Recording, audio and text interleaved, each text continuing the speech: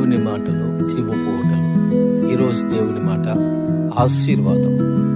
సామెతలు రాసిన గ్రంథం 10వ అధ్యాయం 22వ వాక్యం.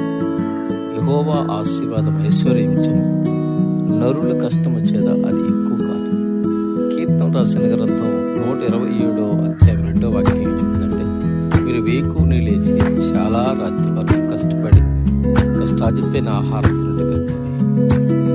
ఆయన ప్రియులైన వారికి ఆయన నిత్యులుగా ఇస్తాడని సహోదరుడు యాకోబు గారు కూడా 14 సంవత్సరాలు ప్రయాసపడి కష్టపడ్డాడు.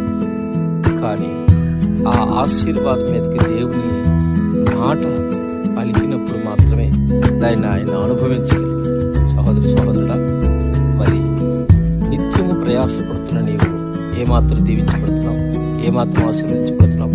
దేవుని యొక్క హస్తం